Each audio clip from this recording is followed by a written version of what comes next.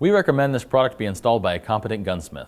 Modification of your firearm may nullify the warranty of the firearm's manufacturer. No liability is expressed or implied for damage or injury which may occur from improper use or installation of this product. You are responsible for the safe handling, legalities, and use of your firearm.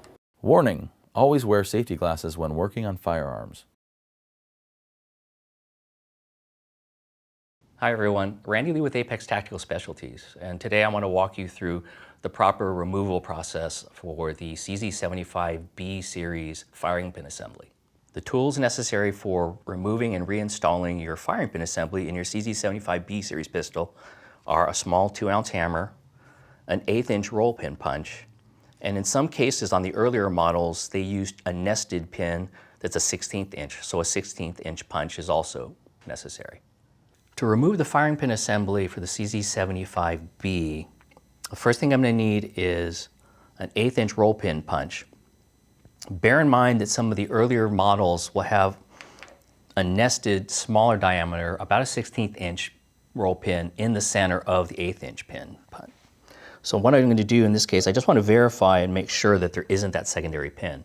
So my 1/16 inch slides through, so I know that all I need is the 1/8 inch. With the 1/8 inch roll pin punch in place, I can now use my hammer to tap the pin out. In this case, I don't need to remove it entirely. I just need to clear the firing pin in its channel. So I can remove the pin punch while I'm placing my finger over the firing pin, just to make sure that I don't launch that into space.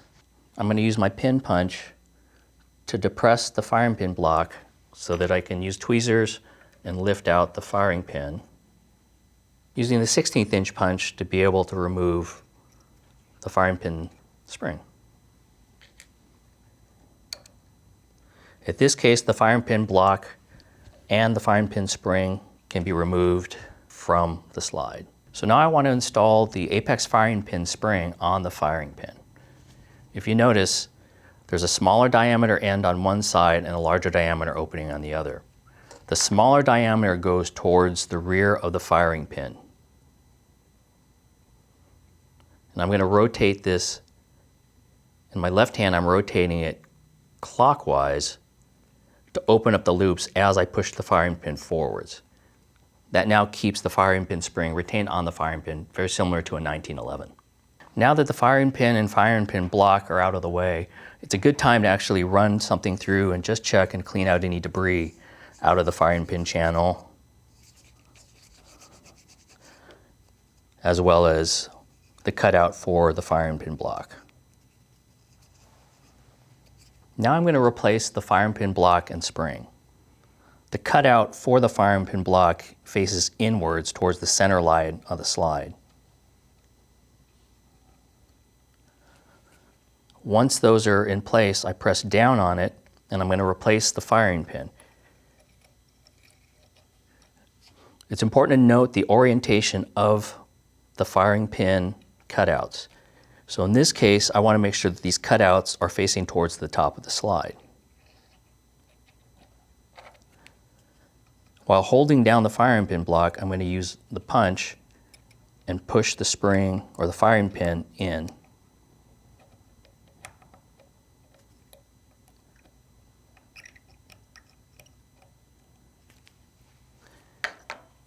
Now what I need to do is align the pin, the original pin, the roll pin, with the cutout in the firing pin. So I'm going to use my 1/8 inch roll pin punch, and from the opposite side, I'm going to place that in and push the firing pin forwards until I get it to line up. Now I can use my hammer with something that's non-marring. In this case, the hammer tip on mine is brass, so I can tap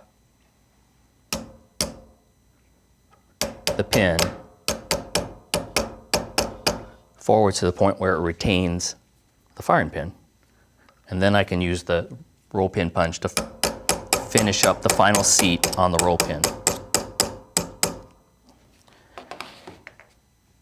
I'm going to check the function of the safety by pressing on the back of the firing pin and making sure that it doesn't protrude, the firing pin does not protrude towards the breech. As soon as I depress the firing pin block safety, the firing pin should move freely fore and aft. And if I'm looking at the breech face, I can see the firing pin protrude. And that's the installation of the firing pin assembly.